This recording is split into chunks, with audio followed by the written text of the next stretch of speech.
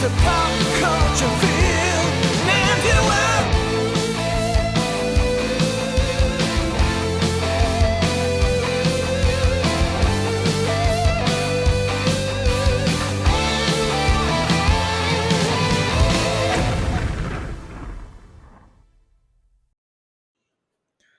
Well, what's going on, Izzy? You taking care of yourself? What's new, buddy?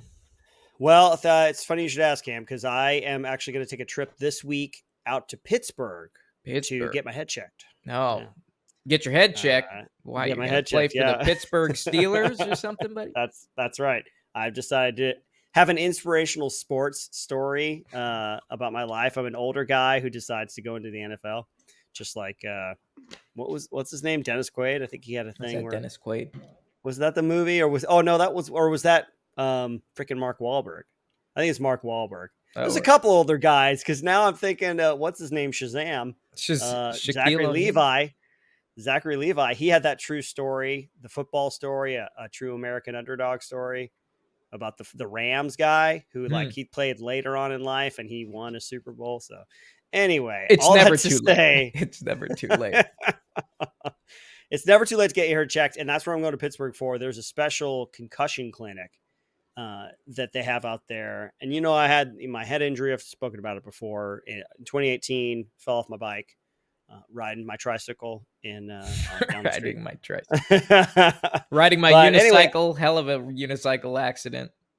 Yeah, that's right. And while my life has not obviously been completely derailed, I do have residual ongoing effects of that I think are a hindrance to me. Yeah, no, so, you've been dealing with that ever since I met you, so I'm glad you're and you've been actively pursuing, remedies for it. So I hope this time around, you find what you're looking for in the terms of recovery. Thanks, man. Me too. I'm excited. I'll let everybody know though how it goes. It was a bit of a surprise to me to be able to have this opportunity to go out there. Speaking of surprises. Oh, great segue. Yeah. You know what's a giant surprise is getting caught in an ambush.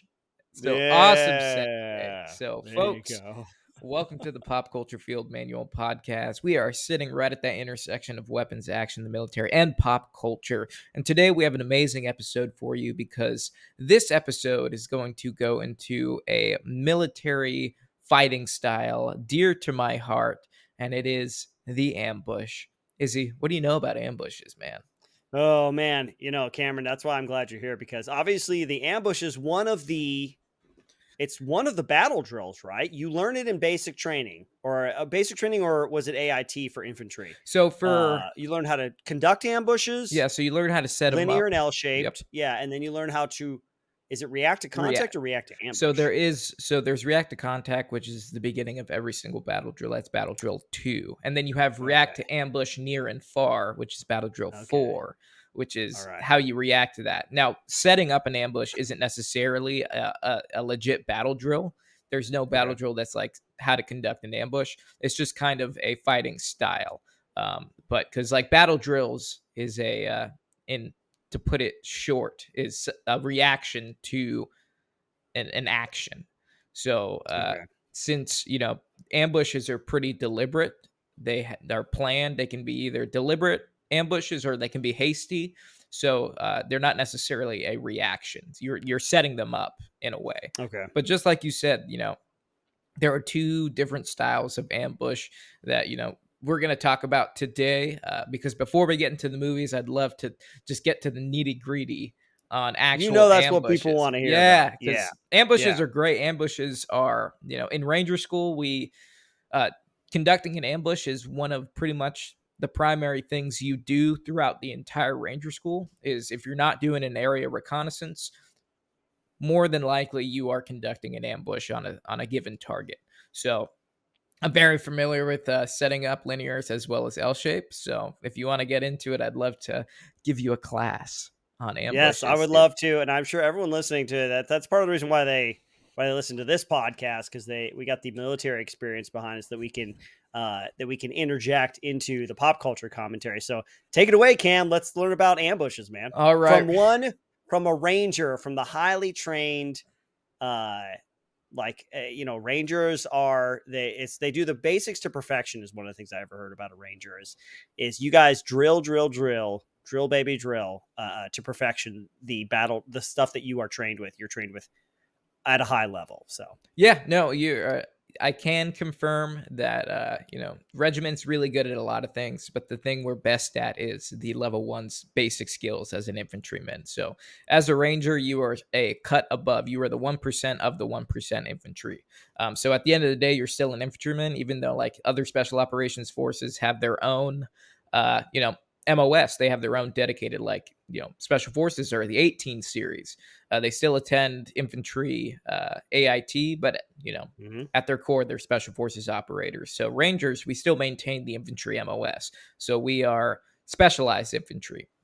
But as far as ambushes, these are great things to implement. And before I go into the explanation, I wrote this little feeling to get you guys in this little story to get you guys in the mood. Everybody close your eyes, and visualize this scenario. You're patrolling through the woods with your element. Sweat dripping from your brow as you navigate through the rough terrain, carrying heavy loads of combat equipment. As you move, you get a feeling you're not alone. Gunfire erupts from your left flank, shredding the trees and area around you. You duck behind the largest tree you can find, place your weapon on fire, and let loose a hellstorm of bullets towards the direction of the enemy. Your teammates pull the pins on their frag grenades and lob them towards the unknown threat. Boom! In a desperate struggle to regain the advantage, you place your rifle on full auto and let out a thundering, "Follow me!" You begin advancing towards the enemy, gun smoking as you place another magazine in the gun, bounding from cover to cover through the kill zone. The gunfire finally halts. You look to your left and right and see your friends breathing heavily, turning their heads swiftly, looking for more threats. You hear your radio chirp. It's the platoon leader. All friendly elements are accounted for and the enemy has been destroyed. You just survived your first ambush. All right. Now that you're in the ambush zone, your hearts are beating, your blood's pumping, your adrenaline's through the roof. Let's get into how to conduct one of these bad boys. So, welcome. Rangers Lead the Way. My name is Cameron. I'm going to be going over your class on ambushes today. So, first and foremost, there are two types of ambushes that you are typically going to conduct against the enemy, and they're in the form of linear, which involves placing troops parallel to the kill zone, quote unquote, on line. Now, realistically, terrain is going to dictate a lot of your positions. So when I say on line, especially in a field environment, that's pretty much just going to look like a lazy W. You're not going to have guys like perfectly in line with them, but as long as they have open sectors of fire and they have clear funnels of fire on the objective, like a clear view of the kill zone, you should be good. But linear is typically the easiest one to conduct because it only involves one line of troops that are engaging the kill zone. So everybody just stays on line, and that's how you pretty much conduct that one. So going into L shape, this is a little bit more intricate type of ambush, but it creates the greatest result because instead of having everybody on line on one base of fire, you incorporate two bases of fire. Basically, that's where the term L shape comes from because you're trying to create an L shape on the objectors with your sectors. Yeah. So you got the guys, Yep. So basically, some notes on ambushes is one of my favorite acronyms and sayings to come out of the military is ass backwards. Now, it's not just describing somebody when they're really messed up or they're looking like crap. You've heard someone say, "Dude, you are straight up ass backwards right now." Well, that saying is actually an acronym that involves how to place your elements into an ambush. So ass backwards is SSA. Ass spelled backwards is SSA. So this is initially how you set your ambush is SSA. So the first S would be you place your security first. So you push out your left and right flank security to basically act as early warning as well as security for the patrol. So those elements will push to the far left and right flanks anywhere from 50 meters pretty close by to 150 to 200 meters away because whoever the flank of security that's going to see the enemy first act as an early warning. So they should get eyes on whether, you're doing an ambush on a patrol or doing an ambush on a road, which in Ranger School, you're typically doing them on roads. So that flank security is going to see that caravan coming down the road faster or before anybody else does. So they're going to, once they see it, they're going to, obviously give you the word that, hey, they're getting ready or they're coming, get ready. So basically your security pushes out first, and then you're going to, after the next S in SSA is support, you're going to push out your support team, which is your big guns. So your MMG, your 240, they are going to push out to their base of fire. So if you're establishing an L-shaped, they're going to be basically not parallel, but located to where they get massive fires on the road itself going up it. So basically they are searching up the road. They're searching and traversing. Traversing is left and right. Searching is up and down. So you place the gun primarily for an L shape on the curve of a road, because you can basically position that support team to where they are looking straight up the road, and that their fires don't coincide with the firing line. And then finally, the A in ASS or SSA is assault line. So you place your assaulters after your support is done. So, and then basically once you conduct your raid, or I'm sorry, once you conduct your ambush, it's extremely violent. It's oftentimes, and in my opinion, should be initiated with your largest weapon system. So typically, if we have Claymore mines, a Claymore will be the beginning. Or if you have an AT-4 or a rocket system, you're going to use that to start your ambush. And then after that rocket goes, everybody just starts going cyclic on the objective, killing whatever. And once the bullets stop, your assault line or your support shifts off to allow the assault line to pick up and start bounding through the objective, killing everything. So after your ambush is complete, then you pull out ASS. So then you go assault line first, and then your support breaks down, and then your security elements are the last ones to break out. So you set in SSA and you pull out ASS. So ASS backwards. That's one of my my favorite things right there. But ambushes really rely heavily on correct intelligence, time, and terrain. I say that because your intel must be accurate, because you need the correct location of where the enemy is going to be. Like, obviously, if you go to a location and the intel is bad, you're not even going to get the opportunity to ambush the enemy. So you need correct intel. You need to be considerate of time, because from the time you receive the mission to conduct this ambush, that caravan can be moving. They can be going faster. They can be slow, or they can be going slower. So you need to be at the objective at the correct time, and even before that, to allow for any changes in the enemy's movement. So time is extremely important. And then finally, the terrain is extremely important, because that's going to dictate whether you're doing a linear ambush or an L shape. So you're going to have to do a really good reconnaissance on the terrain at the objective in order to decide which ambush style is going to work the best in that area.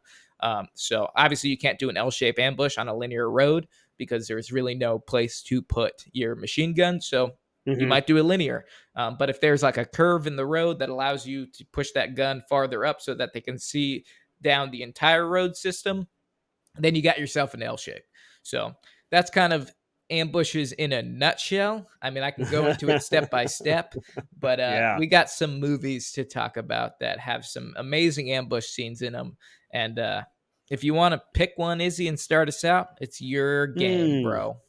Well, let's start with one where, and maybe everyone listening can play along a little game with us to try to determine what kind of ambush it is, if it falls into one of the two categories, the linear or L shape. But in Last of the Mohicans from 1992, Daniel Day-Lewis, bunch of great actors in this one. Awesome movie. Based on the book, I think. But there is an ambush, and I believe it would be classified, I guess, as a linear ambush, even though we are kind of just into the era of powder rifles. I think it's black powder rifles. Yeah. This one, for the most part, it's kind of a half and half. Yeah. It's basically the British column of soldiers, like they're retreating from the base that they had to give up. It's about maybe an hour into the movie. And the Huron warriors come after them. They kind of do this one thing where they harass them. Like, one dude comes out and like kills somebody and then runs away, and everyone's like kind of confused. Yeah.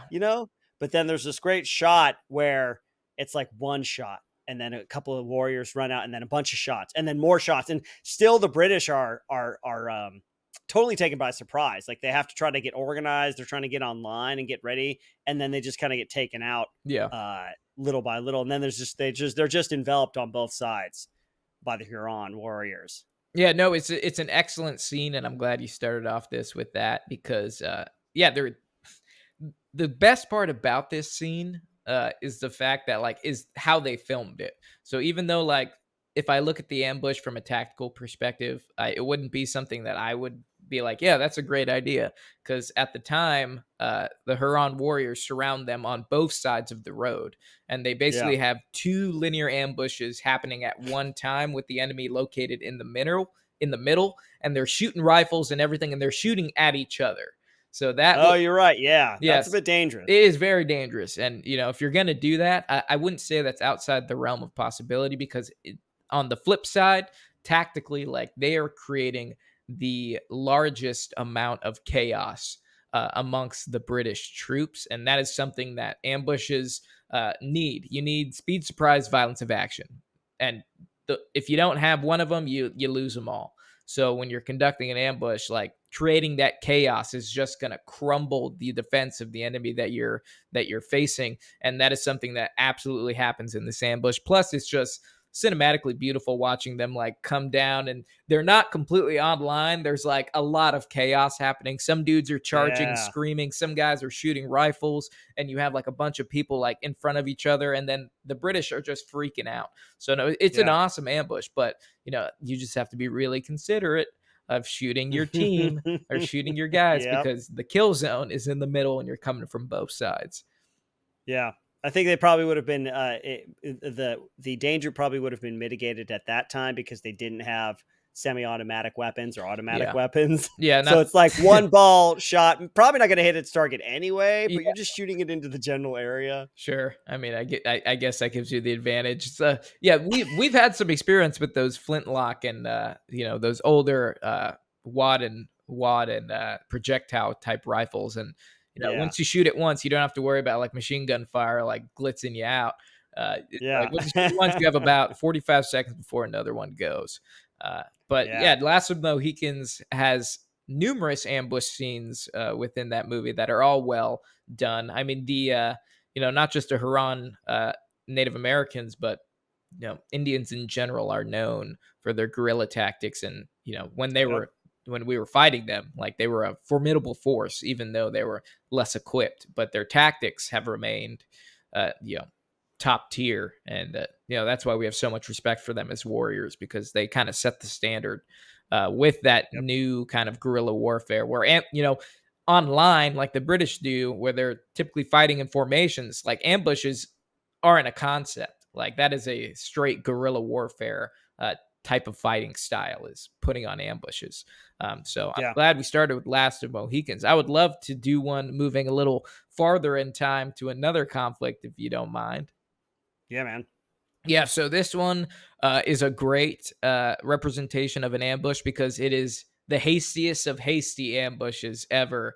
And it's from Saving Private Ryan, which is an excellent film. It has taken the greatest military. It is a recipient of the Golden Grenade for military films here on the Pop Culture Field Manual podcast. The award-winning film. Yeah. So basically, for Saving Private Ryan, there's one scene specifically that I wanted to highlight, and it is when the men of Charlie Company's 2nd Rangers are patrolling through a field. They come across a German tracked vehicle or a tank that is basically off on its own, just doing some reconnaissance. They immediately get down and try to allow the tank to pass because they don't want to be seen. And then all of a sudden, a rocket is launched from an unknown area, and it strikes the tracked vehicle, but it doesn't completely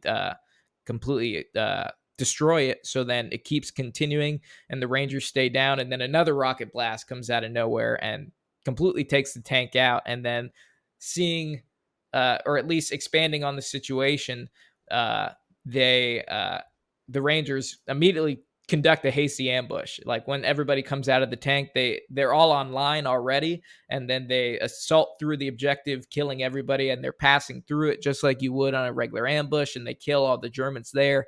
And then they realize that 35 meters past, or about like 50 meters past the kill zone, they have a friendly element there. So, and in that friendly element, that's where they discover that Private Ryan, who they've been looking for this entire time, is with that 101st group that they link up with. So I think it's an excellent example of a hasty ambush, like literally reacting on your feet, because initially they wanted it to just pass by, but then they saw the opportunity to neutralize the tank from this foreign engagement, and they just acted accordingly, and in my opinion, did a great ambush. So that scene is awesome. I mean, it's really quick. It's like a 5-minute scene, but to me, the military advising and Saving Private Ryan, which is Dale Dye, right? He does an excellent. Dale Dye was the advisor. Yeah, he does an excellent job of teaching the actors like actual tactics, because freaking the captain in there. Why am I blanking on it? Tom Hanks. He takes control of the situation as the captain and starts telling him to bound through and everything. And there's good command and control, and it's a solid scene and a great representation of an ambush. Yeah, that's great one. That's great, man. What else we got here? We got some good ones. I feel like I want to get nerdy here for just a quick second, sure, kind of mix things up, but it's not a classic ambush, but it is a well orchestrated one on a galactic scale. But in Star Wars: Revenge of the Sith, okay, everything that has been leading up to this point, where basically Emperor Palpatine has taken control. And then his final stroke of genius was Order 66, which is basically where the clone warriors turn on the Jedi, and they all around the universe as they're fighting alongside the Jedi. He sends out the call, execute Order 66, and genetically all the clones turn on the Jedi. So it's an ambush of epic consequence, and it changes the course of the universe for the Jedi, certainly, and it seals the power of Emperor Palpatine. And it's a stroke of genius. And I didn't know this actually, but I know in the Clone Wars, there's actually an episode where one of the clones almost discovers episode Order 66, and he ends up getting killed for it. But anyway, that's a side note. But Star Wars: Revenge of the Sith, great example of a large scale style ambush, not the typical kind of infantry ambush that we've been talking about. But I just kind of wanted to throw that in there because it certainly was a surprise for the Jedi, No, absolutely. I mean, at the end of the day, like we can talk about ambushes in like military scale or in military fashion, but like an ambush really can come from any person that, isn't prepared to get to, to basically fight against a force that they weren't expecting. So it's like some ambushes, it's kind of like a synonym of betrayal, because like when you feel betrayed, you almost feel like you just got ambushed. Right. Yeah. So like it rides that fine line of betrayal and actual ambushes, but you can be emotionally ambushed, you can be physically ambushed, or you can be ambushed by a platoon of Rangers. Like I think it all has the same cause and effect there. But yeah, no, that's gotta get nerdy for a second, because like all my picks are like totally military high speed ambushes, and if you want, we can stay on the nerdy train here before we get back to reality. And well, yeah, let me do one more just from the video game side of it, because I think one of another massive ambush that it really actually becomes the crux of the entire game, or it kicks off the entire story. But it's in Mass Effect 3, and the Reapers, who are the main antagonists of the entire series, this ancient alien race, have been the antagonists for the most part for the entire series, and things finally hit home. They attack Earth, and they just devastate it. Earth is caught completely off guard. Their defenses are. Yeah, they blow through their defenses, and the Reapers just like are stomping all over everybody, and that starts the game. And so Shepard has to leave Earth, and the entire course of the game is building up an armada of resistance to counterattack the Reapers on Earth. And so it's this it's really great. It's very Mass Effect is one of those great game series that so many people have played, and it was really well done. I got to play like the kind of final version, Legacy Legendary Edition. Now I'm blanking on where they have all of the DLCs and everything's kind of just put into the games themselves, so it's all seamless as you play through 1, 2, and 3. But Mass Effect 3, the Reapers attacking Earth, is an amazing ambush. Maybe not so surprising that they attacked, but surprising in the way that they attacked and just completely devastated Earth. And so it gives the movie, or sorry, rather the video game, a great emotional core and drive for Shepard to come back. But he's not just going to come back; he's going to come back with his whole crew. Nice, dude. Good example. We needed to get a video game in here because mine are our movie heavy. It's easy to get stuck in my ways. Ambushes aren't always done by the good guys here. And I think that would be the one that I would talk about next. Is if you want to move on, if you don't mind. Yes, let's do it. Yeah. So what else? What do you got? I got so We Were Soldiers from 2002. There is a scene in the movie where it's a unit of French soldiers are moving along a road when suddenly they're ambushed by the Vietnamese troops, and the French troops are just overrun on both sides of the road, similar to the Last of the Mohicans ambush. But there's, like I said, it's all terrain dependent. When we were talking about the Last of the Mohicans, and if I was looking super closely, because I'm always trying to pick these scenes apart of what's wrong and what was done correctly. But this one actually makes total tactical sense to me. So basically, they attack from both sides of the road, and you run into that, especially when you're coming with a more, this was in Vietnam time frame, so mid 60s. So you have more advanced weapons. We have fully automatic, support weapon systems that are being used. But the whole, coming from both sides and attacking, kind of, the danger increases because you have these more advanced weapon systems. But if you look really closely, one side is the road is flat, and then on the other side of the road, it slopes down into a hillside.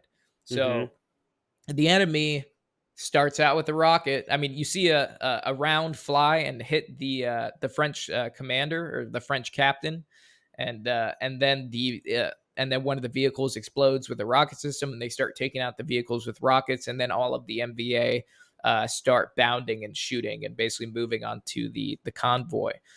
It's done well. It's if I had to say anything for the scene, I would mass fires a little longer before assaulting, just to make sure we are saturating the hell out of that target. And then we begin the assault after this massive fires from our covered and concealed positions is successful. Then, and that's usually around like 15-30 seconds of just straight up emptying a magazine. I remember me personally, when I was on a assault line, I would take all my magazines that I wanted to use. If I wanted to shoot 60 rounds or even 90 rounds out of my gun, I would take my magazines out of my kit and then just stack them in front of me. So basically, I'd put my gun on full auto and just rip it, and then that way my magazines are already there, and I could basically unload like 90 rounds or 60 rounds super quickly and then start assaulting, so I wouldn't have to like screw with my equipment. But the MVA soldiers in this scene, they just kind of go for it, and I'm like, okay, whatever, it's a movie. But all that to say, they are allowed to attack on both sides because the element coming from the ground up is completely out of the fire of the other side until they get to the kill zone and get on that road. So they're allowed to do it. I say it's it makes sense to me. They just have to be really careful on seeing their frontline trace of those MVA guys coming up to the top, because once they get on the road, they are totally in their sectors of fire of the other side. But that's all I really have to say. It's a good ambush. It's really aggressive. All the French dudes get wiped out. But yeah, man, the MVA weren't anybody to mess with. I feel like they'll go for it. I was going to say, I think one of the things about the story of We Were Soldiers is I think this is the first major engagement later on in the movie. First major engagement of our regular army and their regular army. the North Vietnamese army. It's like it kicks off. I think I don't know if it officially kicks off the Vietnam War, but that was like one of the things about them. Like you say, they were well-trained dudes. Yeah, no, they were a, trained military that we were going after. And, it's easy on the American side to think that every force we've fought throughout history is like we are superior to. And I mean, we're a great military, but you got to give hats off to where it's due. And like the MVA was well trained, they were well funded, they were well equipped. They had to go through basic training. Their soldiers, knew exactly what they were doing. They were fighting in the jungles of where they were trained, so they definitely had the tactical advantage. And we saw it in our numbers lost, but ultimately we won. Just because, I mean, did we win? We'll see. In numbers, we did not win. Yeah, but we ended up doing what we needed to do. But yeah, no, it's a great scene. There's a few here that we can go into if you want to pick one up, buddy. So hard to decide. Well, listen, let me just do an honorable mention of Red Dead Redemption 2, because I think there's a couple of ambushes in the game that you come across that really just devastate your crew. Like you have your gang, it's kind of like a family in the beginning of the gameplay. And then as the story progresses, slowly but surely, your gang just kind of gets taken apart. There's one thing I'm thinking of specifically where you're walking through town, and like I think it's like the Irish character, I forget his name, and he's like he's like, yeah, you're Danny boy. Yeah, the main character is he's like something don't seem right here, and the guy's like, what are you talking about? And then he just gets blasted in the face. And I think it's like the Pinkertons both times. There's that one, and then there's another one. I think there's like maybe 3, because I know that you get ambushed at the house, that you kind of take up residency in this old abandoned mansion kind of in the southern part of the map. And later on, I think the Pinkertons come and attack, and you got to hold them off there. So it's anyway, just honorable mention for Red Dead Redemption 2, because I know there's a lot of ambushes that happen in that one. But I think the greatest ambush of all time in cinematic history has to be the ambush by the aliens, the xenomorphs on the Colonial Marines from Aliens from 1986. It's the ambush on Sublevel 3. It's one of the most iconic scenes where they're going in there, they're looking for the colonists, and they don't realize that they are surrounded. So the aliens have positioning, and they have the element of surprise, because they don't realize that all of these kind of weirdly shaped walls with all this resin kind of stuff dripping off of them are all just the aliens kind of hidden within the contours of their surrounding environment. Yeah, once they kill that little, once they kill that chest burster that comes out of that lady, it's on, and start hearing the hisses, and they can't see them. They don't show up on infrared or anything. And then they just start getting snatched one by one. And then Vasquez and Drake start blasting back, because they actually have their weapons, powered up.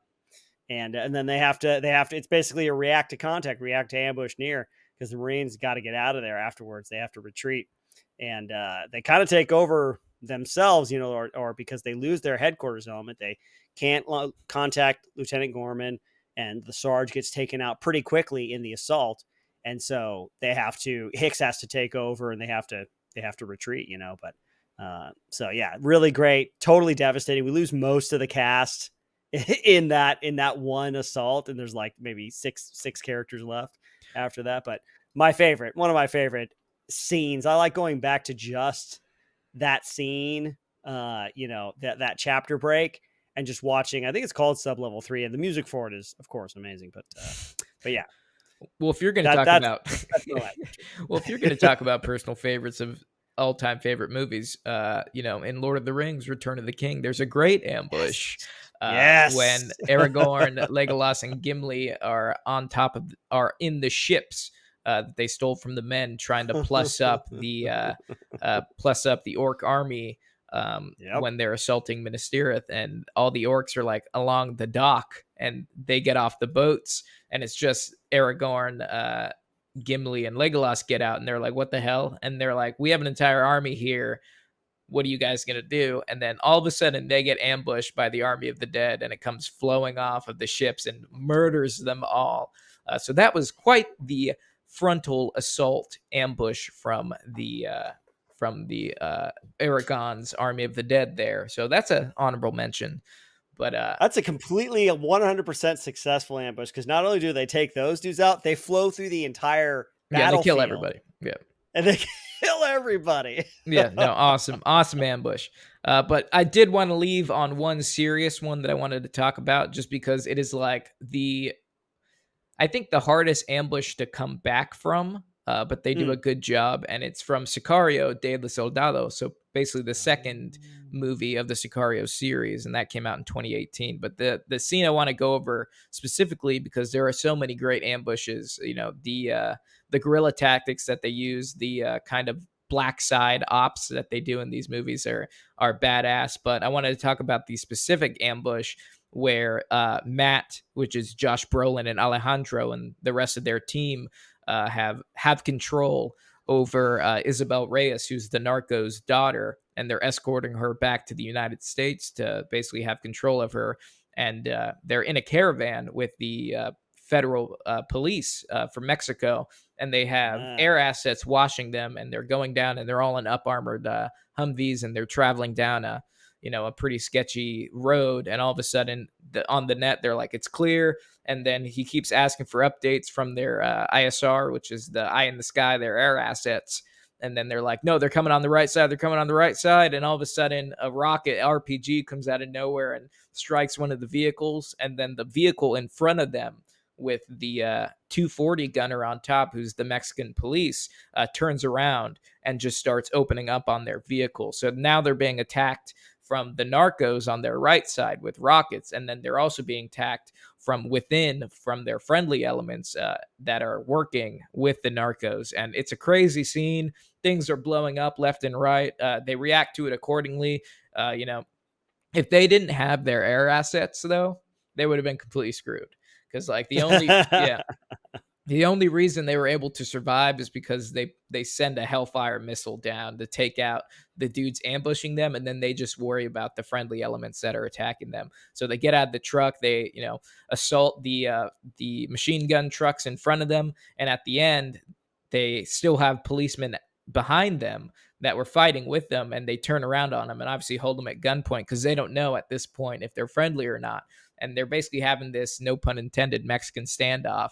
And and then finally, one of the Mexican guys just shoots one of Matt's dudes in the plate. The guy with the glasses, the one we all love, the coolest nerd of all time. Burn notice dude. Yeah. Yeah, and they shoot him in the plate, and he goes down, and then they just unload on the rest of the Mexican police and kill them all. And then they get back in the vehicles, and then Alejandro goes off to look for the Isabel Reyes is the daughter of the narco, because she runs away in the chaos. But it's a great ambush. It's they react to it accordingly. I love the Sicario series just because they pay a lot of attention to painting a good picture of how special operators are, and dudes who are really deep within that network. But I just wanted to mention that really quick because it's an awesome scene. It's hard to pick great ambushes from Sicario because there are so many, but I wanted to leave on that note. It's a great note to leave off on. In fact, I feel like I need to go back and watch that sometime. You should, dude. It's a great movie. Yeah. By the way, folks, we want to thank everybody here for joining us, but most especially our Patreon subscribers. I want to give a big shout out to Mike B. Salty, who recently subscribed at the Sergeant tier level, or is a subscriber at the Sergeant tier level. Thanks so much, folks, for your suggestions and for your support. If you ever have an episode suggestion, we definitely listen to those. Send us an email at pcfmpodcast@gmail.com or get a hold of us on Instagram. We definitely take your suggestions seriously. Absolutely. Speaking of which, we have a question that we can go through. This is Justin Laley on Instagram sent us a question asking, do you guys have any items, whether it was from the military or not, that you can't live without? Ooh. Yeah, so basically it wasn't an item that we picked up in the military that we cannot let go, or just in general live our lives. Yeah. I think you probably take it how you want to, but is there something in your life that maybe is such a great convenience, or maybe it was a game changer, when you found out you had this little little piece of equipment that once you had that, and once you discovered that existed, you're like, oh, how did I get through my life without this? Man. I mean, I don't want to say my phone, because that would be the most like millennial Gen Z, But just hey, young generation. not I mean, alone. You're not alone, man. yeah, no, it's like, it's, with how much reliance I have on communications now, is like the phone has been a game changer. Like being able to just contact anybody at any time. It's, I don't want to say that, even though that's something like that's always near me, is my phone, whether it's for work or just passing the time by. But in another note, like the one thing I got out of the military that I was like, this is the greatest thing ever invented, is the whoopee. The whoopee blanket is like something, is ask any service member what their favorite piece of kit that they got issued was, and I will 100% put my money saying on the fact that they will say the whoopee. So the whoopee is a good one. Also, these are small, but S carabiners. I love S carabiners. They're so man, useful. You can use them for anything. They retain my keys. You can use them as insulators to create antennas. You can attach anything to your kit, like duct tape and carabiners, I would say, are things I can't live without, and zip ties. They are game changers. If you have zip ties and duct tape, you can fix anything. Oh, that's amazing, man. I totally agree with you, especially on the carabiner side, because I got something like it on my keys that's super convenient. In terms of like can't live without, I'd like to think that there's not much that I can't live without, but one thing that I'm super thankful for is energy drinks or like energy supplements. Yeah, things that get you going. Yeah, they or that perk you up, man. Like this morning, I just, for whatever reason, I think I got some good sleep. I woke up out dragging. Obviously, coffee. I think a lot of us could say we can't live without coffee. Yeah, that's a big one. My wife loves going to sleep because soon she will have coffee. She's like, I can't wait to go to sleep because then I'll be able to get up and have coffee. Yeah, coffee's a good one. Throughout the day, you're dragging. And I know they're not the best for you guys. I believe me, I do. But like pre-workout, or an energy drink, maybe a sugar-free Monster or a Bang or something like that or maybe not the Bang so much, right? We don't like the Bangs anymore because they're Rain. Okay, we'll go with the Rain. Bangs. Yeah, we can go with Rain. There you go. Rainwater or Rain drinks. But it's one of those things. It's like in a pinch, I gotta get a pick me up. We drive ourselves. We all work so much, man. Yeah. That stereotype of the lazy American, I think, is exactly I'm literally drinking an energy drink like right now. Like they are. I had one just before we started. Yeah, on my way home to get ready for the podcast, I had one. So I'm very thankful for the energy drinks and the energy supplements in the world, even though I could probably find a more natural alternative. Yeah. So carabiners and energy drinks. There you go, Justin. Hope we answered your question. Well, folks, before we go, we do have a game as always, and I'm not seeing it. So that means, Izzy, you must be the game master. Yes, I am. And this game is all about the element of surprise. Okay. Surprise. I got you there. I ambushed you with that. In fact, that's the name of the game, the element of surprise. I'm going to give you a surprising fact about something, and you tell me if you think it's true or false. It's simple. It's true or false type game. I'm going to tell you something. You tell me if it's true or not. Okay. Right? I am ready. Okay. Let's try this first one. Let's see. It's just a couple, so we'll just blast through these. There's no warm-up. We're just going to go right into it. Here we go. It took J.R.R. Tolkien 8 years to write the Lord of the Rings series. I'm going to say that sounds true. I haven't looked up a lot of J.R.R. Tolkien fan fiction or fan whatever information. Mythology, fan lore. Mythology and lore for the writers. I'm more into the lore of the story. But 8 years sounds, for that masterpiece, I would think it would take time because you have to craft an entire language. You have to craft an entire story that takes up like an entire universe. So I would say 8 years is fair. So true. Oh, it takes it a little bit longer to create this masterpiece. It actually took 12 years. 12 years. Okay. So 12 years. I mean, that's good to know for my own fan. Now I can get into the Tolkien fan fiction. So 12 years to write the trilogy. Wow. I mean, no wonder. Not fan fiction. That's you mean fan like trivia. Yeah, trivia. Fan fiction would be a story written by a fan. Okay, well, thank you for correcting it within the lore. Yes, I'm just nerding out already. Okay. Let's move on. The android innards / liquid in the Aliens movies were made from milk and yogurt. Milk and yogurt. So if you remember in Alien and Aliens, there's 2 androids. Each of them get like kind of ripped apart. Yeah, it looks like cum is like screeching out of them. Yeah. Yeah. I'm gonna say milk and yogurt is true because obviously it looks pretty viscous. Yep. That is true. It was made from milk and yogurt, so you could tear an android apart and then eat his insides. Nice. That probably smells so bad after a while. But yeah. All right, cool, good. You got one. You're 1-1. Next one is the real volcanic eruption. A real volcanic eruption was used for the Mustafar scene in Revenge of the Sith. Huh. In terms of special effects, they used a real volcanic eruption. I mean, that's difficult to get on camera. But Hollywood has a lot of assets. So I'm going to go ahead and say that is false because ain't no way they're going to incorporate that in. I'm just going to pull that out of my butt. False. They did not use a real volcanic eruption. As it happens, that is true. Now, I don't think they actually went there with the actors, but it just so happened that Mount Etna in Italy was erupting when they were shooting Revenge of the Sith. So it was helpful because they were able to film that eruption and then they used it. They put it into. So that is true. So I said false and I was wrong. Oh, yeah. Okay. Well, that's fine with me. Learning here. You know what? You know a little bit more about the Star Wars universe, and that's never a bad thing. Never a bad thing. Just more useless knowledge in my brain taking up space. There you go. All right. What do we got? All right. We got 2 left. Let's go for this first one. Radiohead composed and performed, the band Radiohead, composed and performed the theme music for Call of Duty Black Ops 2. Radiohead. They're a pretty dynamic band, so they can do a lot. They're very experimental as far as what I've seen. So I'm going to go ahead and say that sounds true. It sounds true, but it's not. It's not true.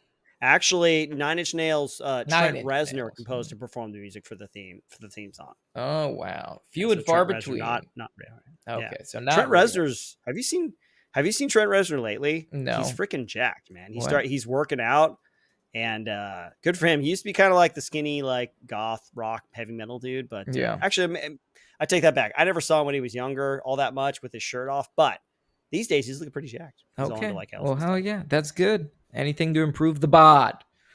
All right, well, let's see if we can end this on a correct one because I'm going down and I'm going down hard, but that's okay because we're learning here, folks. In Apocalypse Now, some of the dead bodies used were real.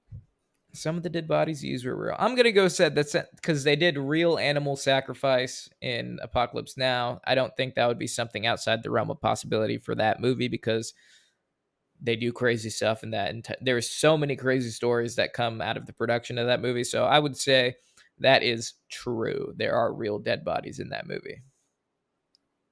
And it is true. Yeah. Horrifyingly true. As it happens, for weeks, rumors were flying around that the production staff that some of the dead bodies were actual human remains, but most people thought it was just a funny rumor. When the producer Gary Fredrickson looked into the rumor, he discovered that the prop tent had acquired real cadavers from a medical school supplier.